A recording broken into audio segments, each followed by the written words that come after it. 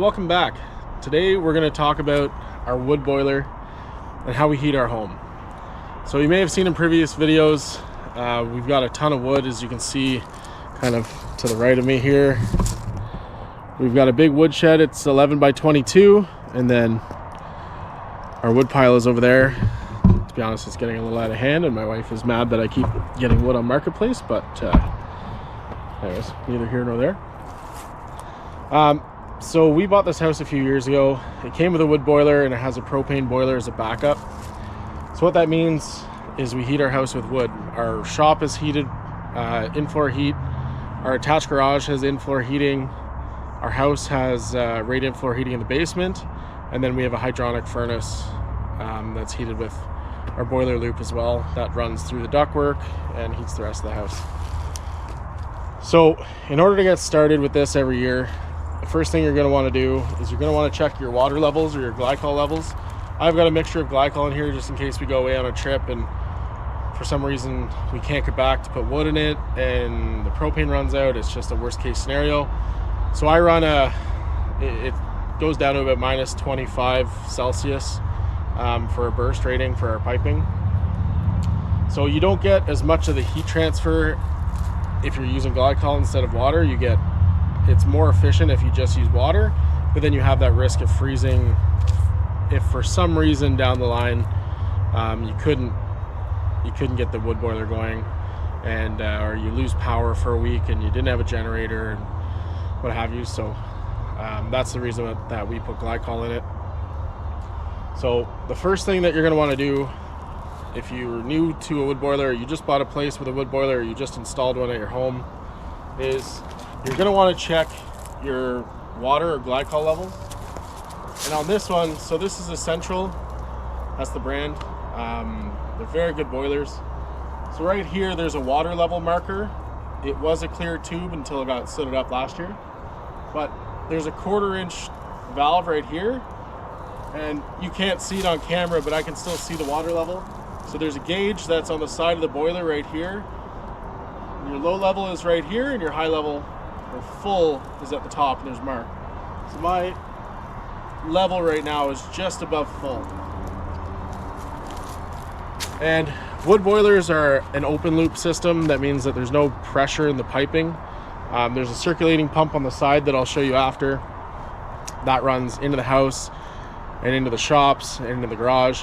And then it has its own separate zone pumps that kick on as the thermostats call for heat in those areas. So you're going to want to make sure that the boiler is full. And when I say it's non-pressurized, that just means that if the boiler does get above boiling, normally in a closed loop system, your pressure would build. You'd have relief valves blowing on the ground somewhere. And if you didn't have relief valves, then you're exposed to your piping blowing apart or worse. So with it being an open loop, there's a little plastic or like rubber cap on the very top, and all that does, it's not sealed tight, it just stops the water from splashing out. But if for some reason the boiler got above boiling at 212, then it would just steam out the top a little bit. And the way that these boilers control their heat is there's actually a damper.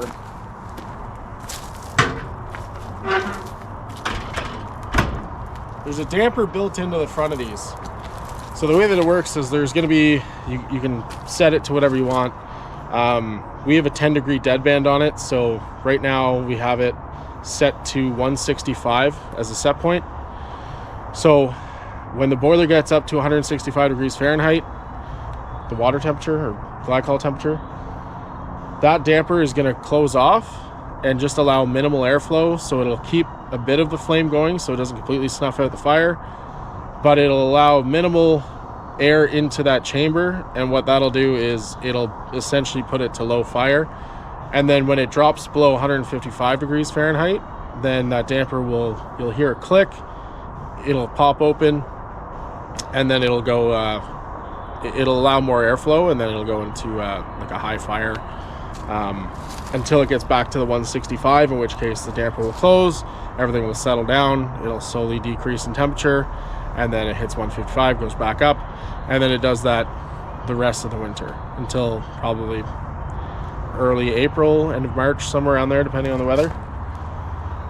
So anytime you start one of these up, there's generally a lot of creosote inside, stuck to the walls. Like if you're burning like green wood just with sap and stuff, the particles that come off of the combustion stick to the walls. There's a bunch of black. And so what you want to do is you want to get inside, wear a mask or like a little hazmat suit from Home Depot, and scrub the walls, like brush them down with like a stiff plastic brush. You're going to clean it out, make sure all the ash is gone from the year before, because what happens is as you burn wood throughout the winter, your ash levels obviously increase and they get thicker and thicker along the bottom just as the wood burns, or the cardboard that you put in or whatever. And what that does is it insulates the bottom part of the tank, because the tank in this boiler actually surrounds the whole entire chamber of the fire. So there's a water glycol mix underneath, on the sides, and mostly at the top. But if you have 4 inches of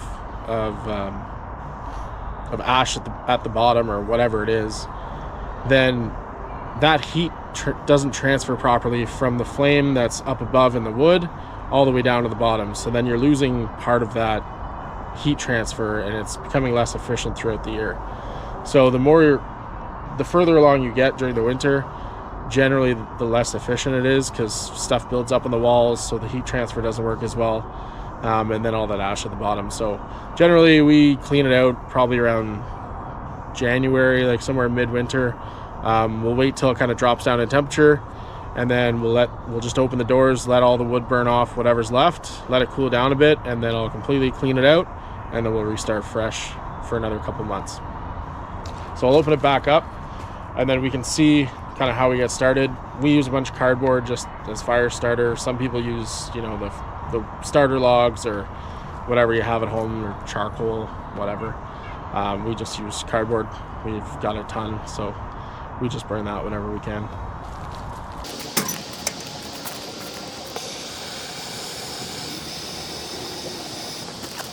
Now, we've already started the boiler up for this year, but I've had a lot of people ask me why I'm cutting so much wood.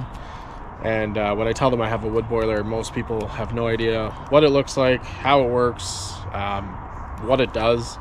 So I figured I'd just make this little video as like just a little once over to show people that are interested kind of what it looks like, the way that we use it.